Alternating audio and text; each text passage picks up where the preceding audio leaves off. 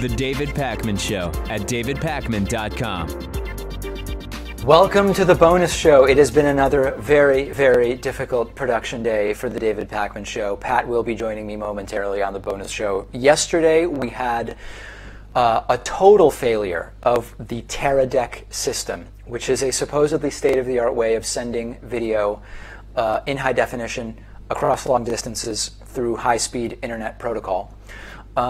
We now had a better experience today where we were able to get things produced, but would you say, Pat, we had like 6 or 7 incidents where video stopped being sent to you and we had to sort of stop, figure out what's going on, solve tech issues. I call Teradek. I mean, it's been a nightmare today. Yeah, every now and then the video would lag or it would cut out completely or your audio would disappear.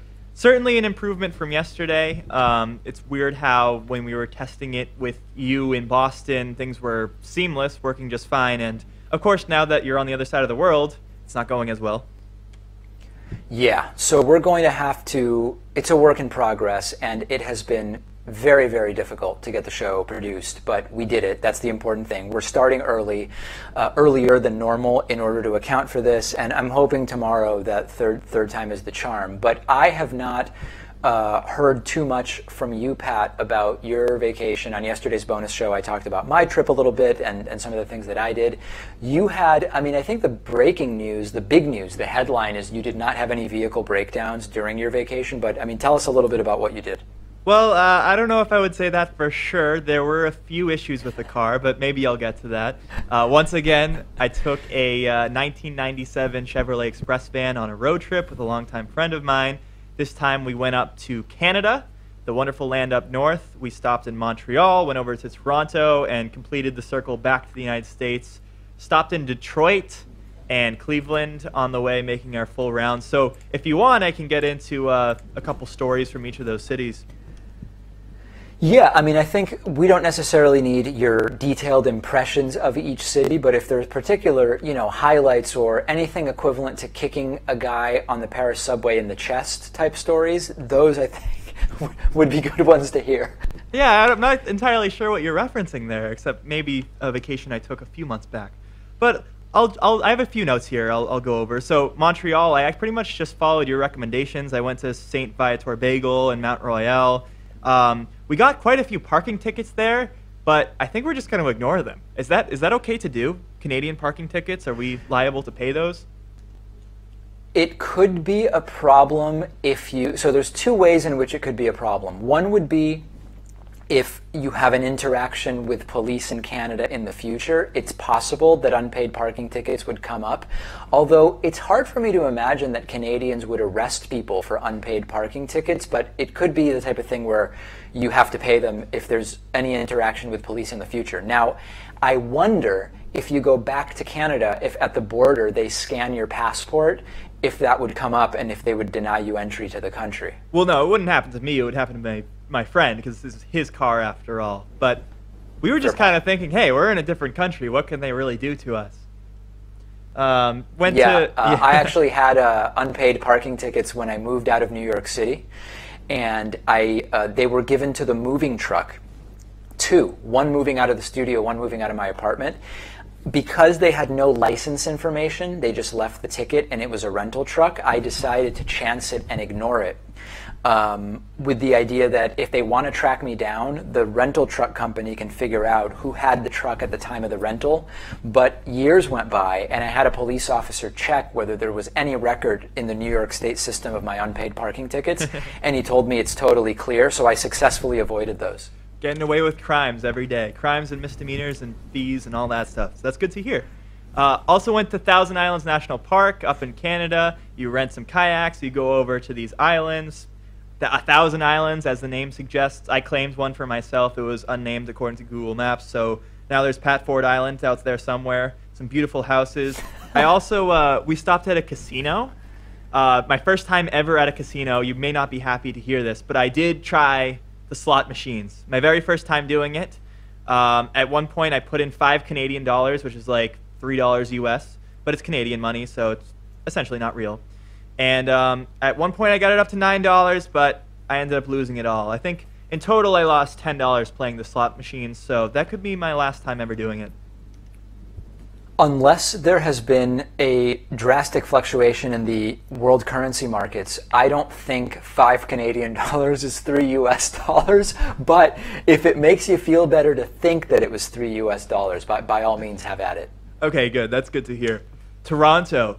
Toronto is an awesome city. I mean, in terms of like North American cities, I would say Boston's my favorite because I live here. But also in that higher echelon, there's New York City, there's Miami, and there's Toronto. Not only because of the sights, also because of just like the attitude, the different neighborhoods. They're all quite distinct from one another. Plenty of sights to go check out. Loved it there. And awesome nightlife. Even though I was there on like a Tuesday, Wednesday night, there was still plenty of stuff to do. And most of those stories, maybe not appropriate for the bonus show because they're, you know, rated higher than PG-13, but needless to say, I had a few good nights out there. So I'm curious your impression of Cleveland and the surrounding area, because I say this with total peace and love, and we love our viewers in Ohio and all of that stuff. I found Cleveland to be an acutely depressing city when I was there. I didn't have that same experience. I actually thought there was a lot going on. I was able to make a couple nights out of Cleveland, went to the Rock and Roll Hall of Fame. To my surprise, I spent, 5 hours there, and those hours went by pretty quickly because there's a lot to see, and I love doing that sort of thing. I don't know if I would want to live there, but I was actually pretty impressed with Cleveland. Detroit, on the other hand, that city has a long time to go before it's back to the level where it used to be in its heyday. Let's just say that.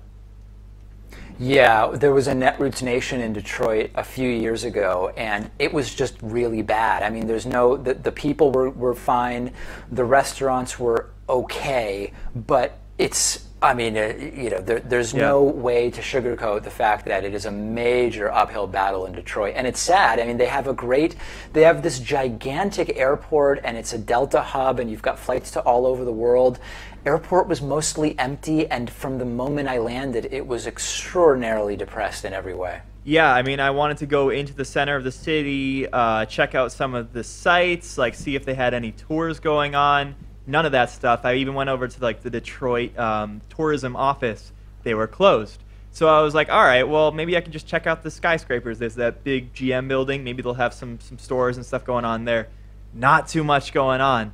And I was eventually kind of done with the sightseeing stuff. I was just like, hey, can I kill some time for a few hours because I have the time here?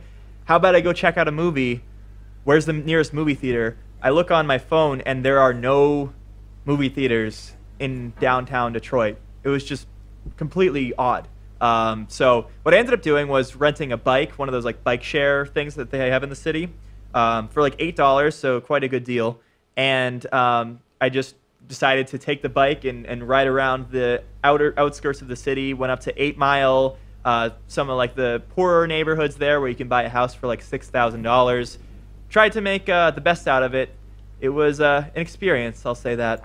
The big revelation to me from that is that you went to a tourism office. That has never, in all of the times I've traveled anywhere in the world, it has never occurred to me to go to a tourism office. And that, I think, that there's probably a good blog post in there that you could you could talk about going to tourism offices, because it would just never occur to me.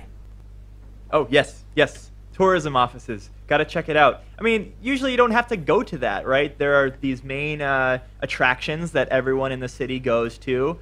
But I was pretty tapped out early on, and that was my last resort. Unfortunately, they were closed. I don't know why they were closed in the middle of the day on a weekday, but I think that's just a sign of what's going on in Detroit right now, and it's unfortunate. I think it is. All right, we're going to end the bonus show there. Apologies for the slightly shorter than usual bonus show today. Yesterday's was much shorter than usual. We're working on some pretty significant tech issues, and I really hope that tomorrow it goes much, much better. The David Pakman Show at davidpakman.com.